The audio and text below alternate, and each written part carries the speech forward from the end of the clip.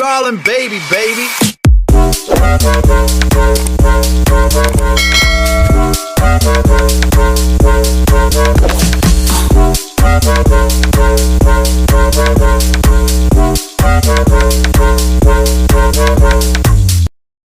Good day to each and everyone. I'm Aira Lizsheine Chavez, the leader of the Group 2.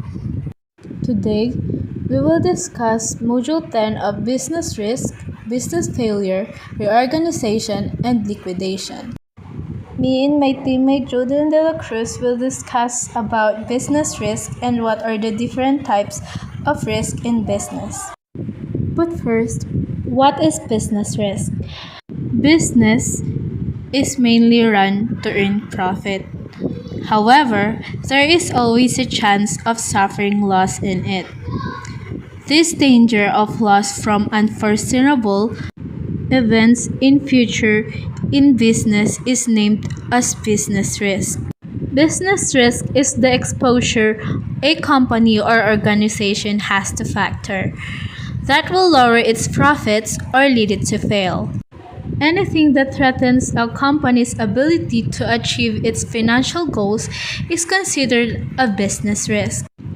It goes side by side with it. There is no business in the world which can guarantee, claim, or insure for no business risk. And the fact is that it cannot be avoided, but it can be minimized by taking timely, suitable measures by a businessman. There are many factors that can converge to create business risk. Sometimes, it is a company's top leadership or management that creates situations where a business may be exposed to a greater degree of risk. However, sometimes the cause of risk is external to a company. Because of this, it is impossible for a company to completely shelter itself from risk.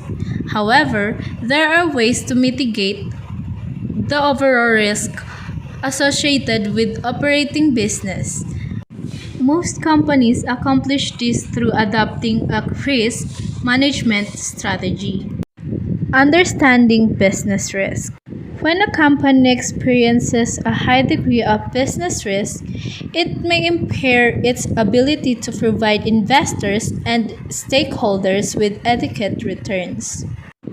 For example, the CEO of a company may make certain decisions that affect its profits, or the CEO may not accurately anticipate certain events in the future, causing the business to incur losses or fail. Business risk is influenced by a number of different factors, including consumer preferences, demand, and sales volumes, per unit price and input costs, competition, the overall economic climate, government regulations. A company with a higher amount of business risk may decide to adopt a capital structure with a lower debt ratio to ensure that it can meet its financial obligation at all times. With a lower debt ratio, when revenues drop, the company may not be able to service its debt, and this may lead to bankruptcy. On the other hand, when revenues increase, a company with a low debt ratio experiences larger profits and is able to keep up with its obligations. To calculate risk, analysts use four simple ratios: contribution margin, operational leverage effect, financial leverage effect, and total leverage effect. For more complex calculations, analysts can incorporate statistical methods. Business risk usually occurs in one of four ways: strategic risk, compliance risk, operational risk, and reputational risk. I will play a video for you to understand more about business risk. Business risk is the risk associated with the overall operations of a business entity. It's the risk that the business managers might make incorrect decisions or fail to anticipate future events and thus cause the business to be unprofitable or even fail. For instance, Fred invented a widget he thinks will be the next great consumer gadget. Fred convinces Mary to invest $100,000 in his business. Fred uses the money to manufacture his widgets and bring them to the market. If sales are low or even non-existent, then Mary has lost her $100,000 due to business risk. She and Fred thought the widget would sell, when in reality, consumers did not like it and thus did not buy it. There are many factors that affect business risk. A major factor, as demonstrated in Fred and Mary's case, is consumer taste and preferences. Other factors are supplier dependability, the competition's activities, the overall economic climate, changes in government regulations, and lawsuits. The financial ratios that highlight a company's business risk are contribution margin, operating leverage, financial leverage, and total leverage. A company with a high amount of business risk should avoid acquiring extensive debt because a sharp downturn in business could reduce revenue below the company's ability to service its debt and thus lead to bankruptcy. Companies with high business risk keep their operations very lean so they can get by when revenues are low. However, when revenues are high, they experience exceptionally large profits.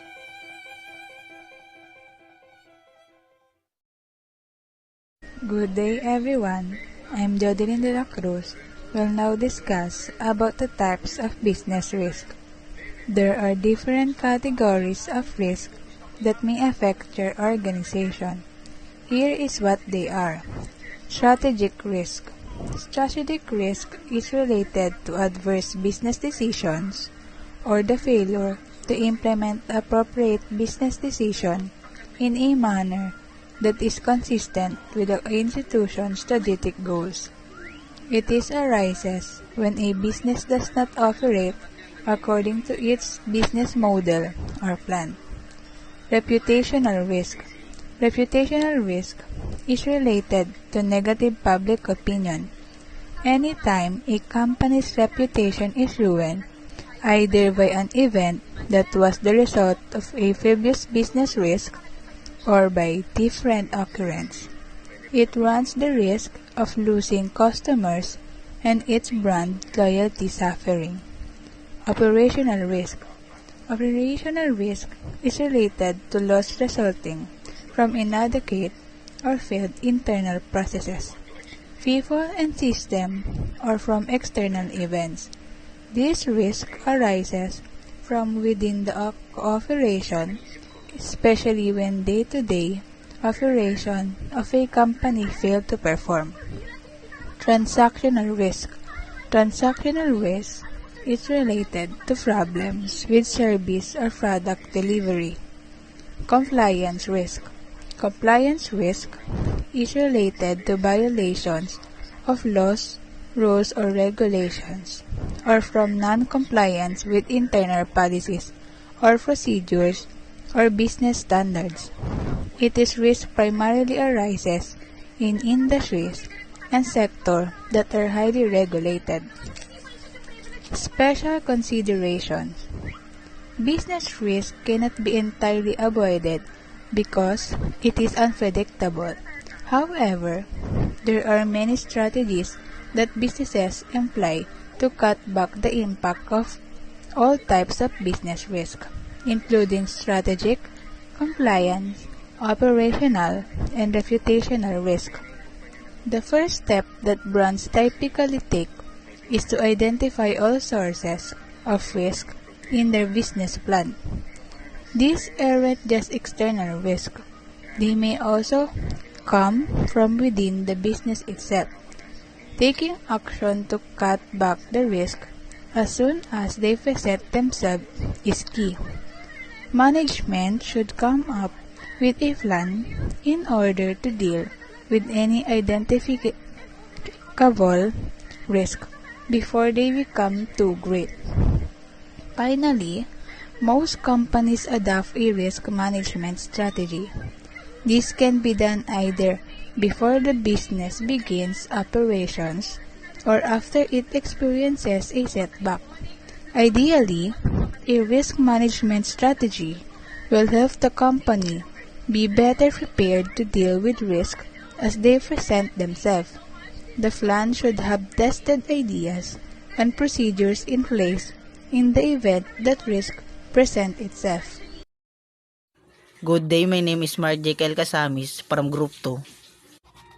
A business failure definition is a business that closes or ceases operations, causing the creditors to lose money. A business can fail when it's no longer able to turn a profit. If the principal owner leaves a business, whether due to death or retirement, but does not leave the business with any debts, this is not considered a business failure. The causes of business failure may be they not seeking professional advice, lack of experience, lack of personal growth, poor location, unaccountability, and so many more. There are uncountable reasons a business can fail, but I will give you the most common reason why business failure occur. Because of failing to listen to their customers and failing to adapt and grow when the market changes. Another common reason business fail is when they choose an industry that has lesser chance of profitability. Business can also fail when they don't have enough financing, because when your business bank account runs out of money, and your business will fail in the most common cases. Good day to all of you. My name is Lemuel Cawaling and I will discuss the 10 effective ways to overcome business failure. Number 1. Establish a contingency plan. A business contingency plan is a necessary component for every entity strategy planning because it prepares us for the worst case scenario. It is comparable to a rainy day saving account. Sure, you do not want to prepare for a sickness or a job loss, but life happens, and it is better to be ready than blindsided. Number 2. Conduct a SWOT analysis. Every organization, large and small, should conduct a SWOT analysis. The primary objective of this age-old technique is to understand the ins and outs of your enterprise and what factors are taken into account before action is taken. Number 3, focus on your customers. Without an injection of customers, it will be hard to maintain operation. If you are unable to build leads, accumulate, prospect, and gain new clients, then it is imperative to concentrate on the customers you do have. It is comparable to an inspirational movie. Jerry Maguire, a sport agent, loses all his agent except one football player, and the agent needs to apply all his resources and energy to this particular athlete. Number 4, be smart. Just how smart is your company?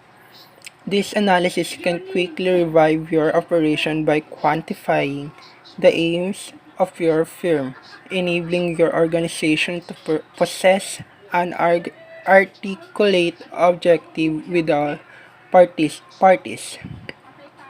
Number 5. Manage cash flow during downturn. During any hiccup, you must count your pennies. Without consistent cash flow, your firm could succumb to the basic law of finance. Number 6. Invest in social media. Marketing professionals often say that if you are not on social media, then you are not trying. Number 7. Hire a business advisor. One of the causes of a failing business is that too many owners are stubborn and refuse to adopt or even take responsibility. We get it. You have put your blood, sweat, and tears into your company, and you don't want to be told that a lot of what you did was wrong. Number 8.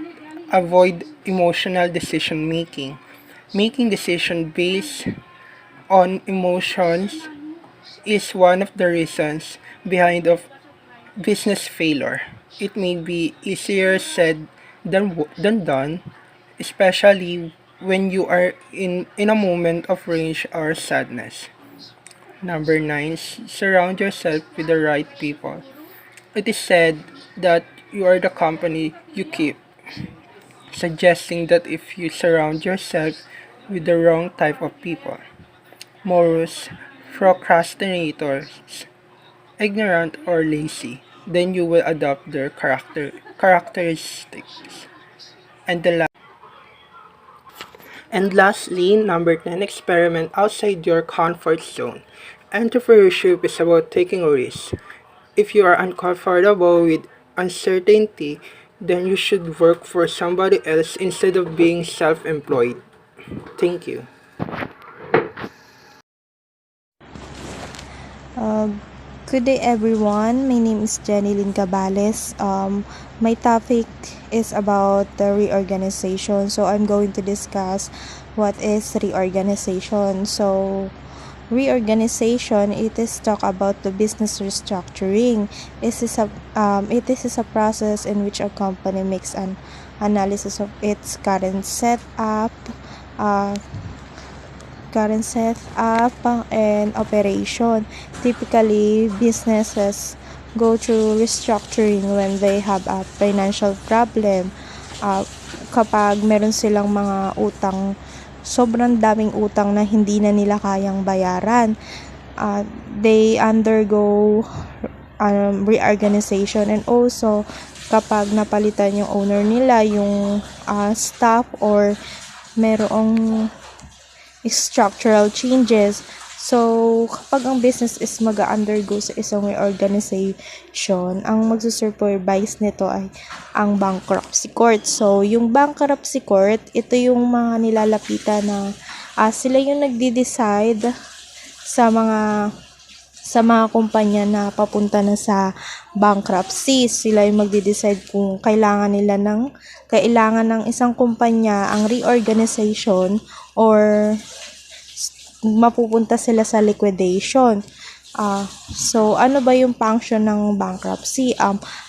Function of bankruptcy court is to give a non-solvent company the opportunity to submit a reorganizational plan. If approved, the company can continue to operate and defer payment of the most compelling debt until another day. To get bankruptcy judge approval, the reorganizational plan must include drastic changes to reduce costs and increase profits.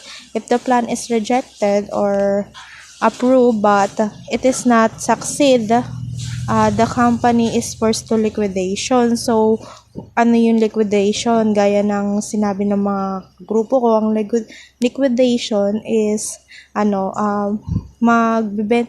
pagbebenta ng mga asset ng isang kumpanya para mabayaran nila yung kanilang mga pinagkakautangan, katulad na lang yung mga shareholders nila.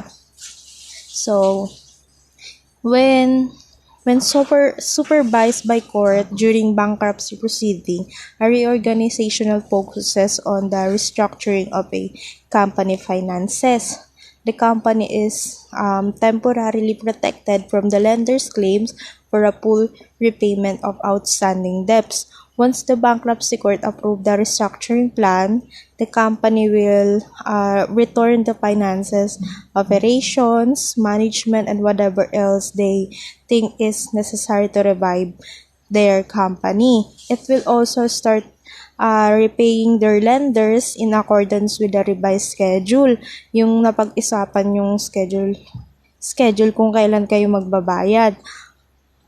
Good thing sa reorganization, a company successfully restructuring can result in higher profit or malaking kita, operational efficiency, and debt repayment, pagbabayad ng mga pinag-autang. However, sometimes business restructuring or business reorganization effort that not always work. ineffectively adjustment can lead to losses, and businesses that have gone through loss restructuring may go through liquidation. Katulad na sinabi ko kanina, mapipilitan silang mapunta sa liquidation o pagbebenta ng mga kanilang assets. Yung reorganizational is it can be mandatory or voluntary depending or in the circumstances. That's all. Thank you.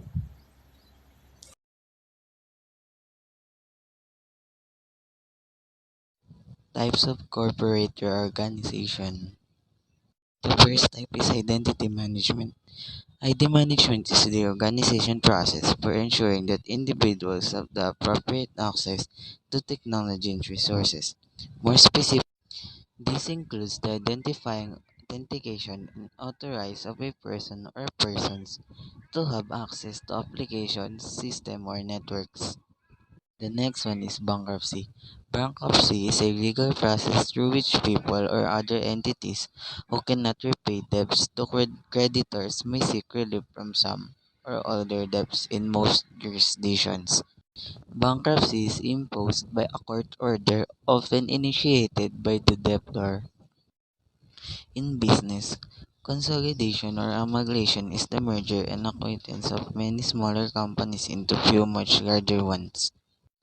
In the context of financial accounting, consolidation refers to a aggregation of financial statement of a group company as consolidated financial statement. I'm Ryou De Guzman. That's all. Thank you. Good day everyone, I'm Jayraldine Dayono and I will discuss the liquidation. So liquidation is the process of converting a company's assets into cash and using those funds to repay as much as possible the company's debts. Creditors' voluntary liquidation is initiated by the company's directors when they are concerned the company can't pay its debts. Liquidation in finance and economics is the process of bringing a business to an end and distributing its assets to claimants. It is an event that usually occurs when a company is insolvent, meaning it cannot pay its obligations when they are due. As company operations end, the remaining assets are used to pay creditors and shareholders based on the priority of their claims. General partners are subject to liquidation. The term liquidation may also be used to refer to selling of poor performing goods at a price lower than the cost to the business or at a price lower than the business desires.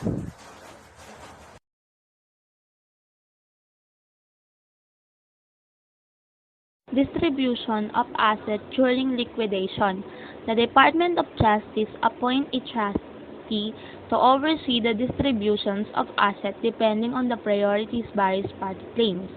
Secured creditors with collateral on loans to the company have the highest priority claims. Due to the limited time frames involved, this lender will seize the collateral and sell it, often at a considerable discount. If that doesn't pay the debt, the company's remaining liquid assets, if any, will be used to make up the difference. Unsecured creditors are next in line. Bondholders, the government, if taxes are owed. The employees are among them, if they are owed unpaid wages or other obligations.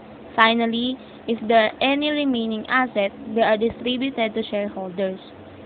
In such instance, preferred stock investors take precedence over common stockholders. Liquidations also refers to the process of disposing of excess goods at a low price. In order to liquidate inventories, it is not necessary to file for bankruptcy. The act of liquidating a securities position is also known as liquidation. In the most basic sense, this implies selling the position for cash. Another option is to take an equal but opposite position in the same security, such as shorting the same amount of shares as a long position in a stock. If a trader's portfolio falls below the margin requirement, or if she has displayed a reckless approach to risk-taking, A broker may force liquidate the trader's position. How liquidation works. When a business goes into liquidation, its assets are sold to satisfy creditors, and the company closes. On Companies House, the firm name remains active, but the status has changed to liquidation when a corporation can no longer operate due to finance constraints. It must be liquidated insolvently. Liquidation of business, tax treatment of transfer of asset to owners. The dissolution and liquidations of a company may occur as a result of the closing of a firm or the undertaking of restructuring effort. Shareholders surrender their stock shares when a corporation dissolves. If there is any money left over after paying third-party commitments, the shareholder receives cash and or property from the corporation. Liquidating dividend refers to the amount of cash and or the other properties received by the shareholders after corporation dissolution or partial liquidation. Let me also point out that are taxes even a debt. Nothing is certain except debt and taxes. Thank you for watching, and I hope you learned something from our short video presentation.